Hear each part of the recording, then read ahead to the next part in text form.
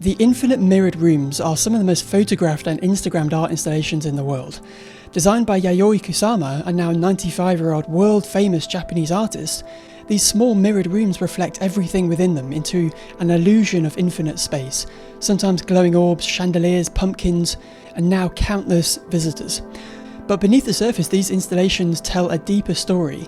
As a child, Kusama began to have vivid hallucinations, often seeing infinite patterns and webs overlaid onto her surroundings. Her art became her way of making sense of these experiences and, of course, offering us, the visitors, a glimpse into that self-experience. Yet, whilst these immersive rooms definitely deserve the attention they receive, it's, in my opinion, her paintings and sculptures that offer the clearest window into her mind.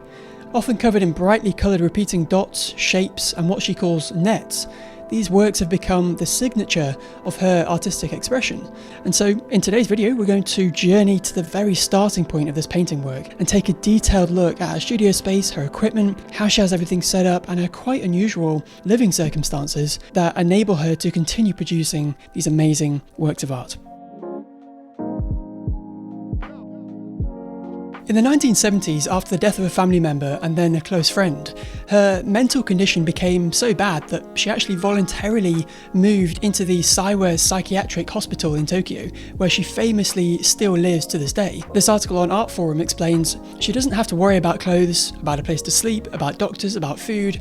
It's like a full-service hotel that lets her concentrate on her art. Although, while she permanently lives in the Saiwa Hospital and occasionally works from there, most mornings, including the weekends, she's driven over to a separate studio space, a small 3-story building a few blocks away. And despite having a particularly unique and special living situation, and also given her prolific output of work, it was quite surprising to me to see that her studio space is not only fairly small, but also quite unremarkable and not too unusual or dissimilar from many other small fine art painting studios. It's not a large factory-lined warehouse like we see with Takashi Murakami or dozens of assistants painstakingly producing the ideas of American artist Jeff Koons. It's very simply Kusama with a small team of assistants in a fairly small, organised concrete room and a few trays of brightly coloured paint. It somehow feels inadequate for her status in the art world and the fast-paced production of her kind of work, yet at the same time it's probably perfectly functional and purposeful for exactly those reasons, right? It's easy to manage, it's easy to find the tools and equipment to move around, particularly as she is very old and quite disabled at this point. And of course the simplicity of her studio ultimately allows her to just, sit down and produce her work. Right, her entire life and living situation in the hospital is entirely set up to get her painting as much as possible. And you can see in some of these photos just how focused and transfixed she is with the painting process. And so her studio setup really plays an important part in making that happen. Something that I've talked about in previous videos is this idea of making it easy for yourself to create your art and to minimize the amount of friction that is required for you to start. And Kusama's studio is really an excellent example of that, right? Her work is often very large and there's a lot of it. So you might think that she'd need this huge studio space, but of course a smaller space is more efficient, right? It requires less effort to gather materials, to find equipment, to move things about, as I've said. Of course, it does help that her painting work is fairly simple, right? It doesn't require huge amounts of preparation and equipment, I'd imagine. And I believe she does a large portion of the painting work herself without the need of a lot of assistance. So she's definitely able to have this smaller, more efficient space because of that. But it is interesting to me how her work and studio space really sit in contrast to one another, yet at the same time, of course, work in harmony, right? Her artwork is this brightly coloured, super saturated, almost random and kind of pure, free creative expression that very much sits within surrealist automatism, a technique that involves giving up control and order. But her studio is quite the opposite, right? It's a simple, minimal, undistracting grey room. It's like the rigid concrete walls provide a safe and firm container for Kusama's endless creative output. And you can see in some of these images that she has an enormous amount of either ongoing or finished work. There's actually a very brief shot of her main studio storage area in this video where you can see probably 20 or so paintings stacked up, and I'm sure many more off camera. And just seeing this, you can get a sense of how prolific she is as an artist. The fact that, these canvases have basically no protective filming or packaging, right? It's almost like the assistants just can't keep up with her output.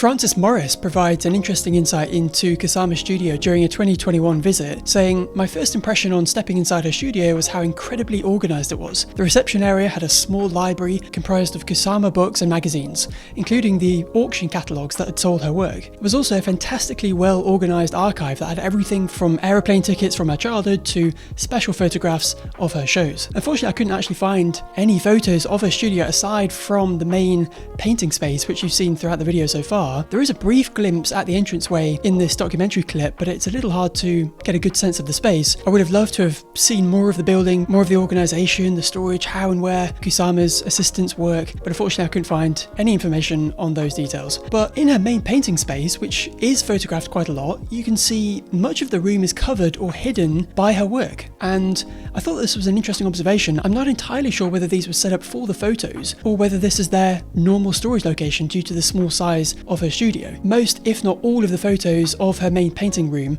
show her work set up like this, so I'm going to guess that that's actually how she has them set up all the time. It could also be quite an intentional decision from Kusama, maybe an effort to further engulf and lose herself in her work, which is essentially the primary intention behind her whole artistic career and creative output.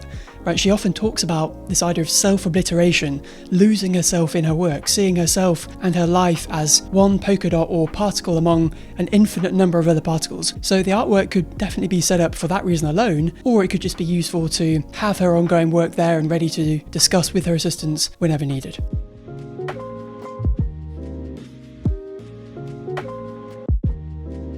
Again, there aren't too many details to gather from the available photos, but just looking at the general setup of her production space, we can see she has a fairly standard paint cleaning station on the back wall, a few trolleys of equipment, something we see a lot in other artist studios, lots of shelving and storage that is, importantly, very close to her painting tables, right? It's a small detail, but much of her equipment is out in the open, right? It's not packed away in cupboards, but it's also organised and tidy to keep the equipment management efficient. So there's a lot of first order retrievability going on here, which I've talked about in previous videos, and definitely some efforts to bring the majority of her equipment into a fairly small area just within this one room. So Kusama doesn't work on a huge number of paintings at any given time, unlike artists like Takashi Murakami, who has this large production line of work with many pieces of work ongoing at the same time, but she does employ a small amount of assistants in her 3-story studio to help her prepare the canvases and painting materials, and of course much of the management and the paperwork side of her business. However, as a 95-year-old and now mainly wheelchair bound, unfortunately, she is increasingly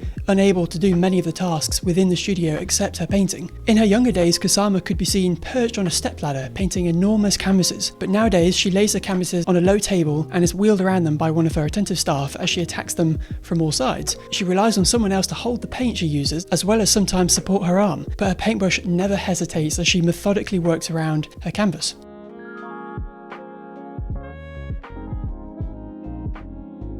It's definitely interesting to look back at her studio spaces from the past.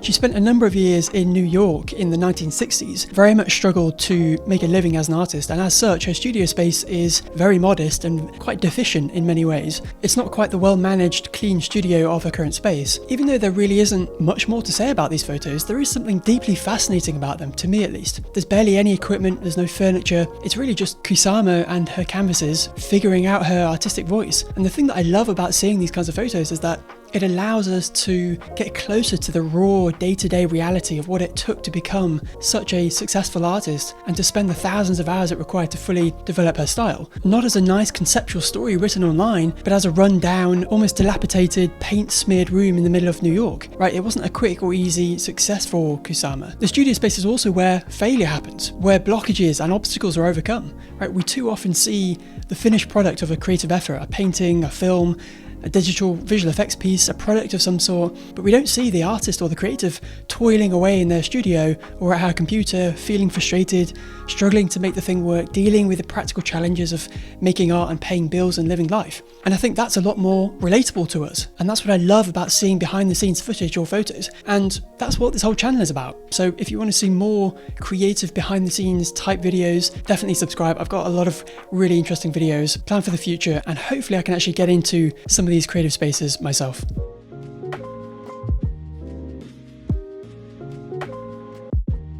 Kusama's current studio setup and process is ultimately very simple, at least compared to many of the other artists that I've talked about in previous videos. Of course, her style is a lot more simplistic and easily rendered, as I've talked about, so she doesn't necessarily need some elaborate large warehouse to create her work, nor does she need to manage her home or a family like many other artists need to. All she has and all she needs is a minimal concrete box with 2 fold-out tables in the middle, and often just a singular paintbrush and paint pot. Kusama tends to focus on one colour at a time, although at times, as you can see, she'll have a few different paint mixes prepared for her. But even here, there is this effort to minimise friction with her resting the paint trays literally right on the canvas, which is something that would be very much avoided by a lot of other artists for obvious reasons. But due to Kusama's endless creative impulse and of course her age and disability, she needs to have her paint right there, literally inches away from the area that she's painting on the canvas. So there really isn't anything that gets in the way of releasing her artistic impulses, right? There's no lavish techniques or methods, no armies of assistants,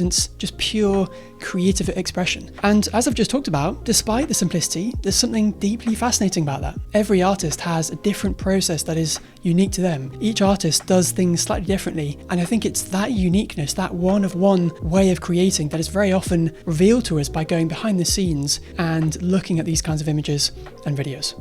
Thanks for watching. Consider dropping a like and maybe subscribe if you want to see more of these behind the scenes type creative videos. But until then, thanks for watching.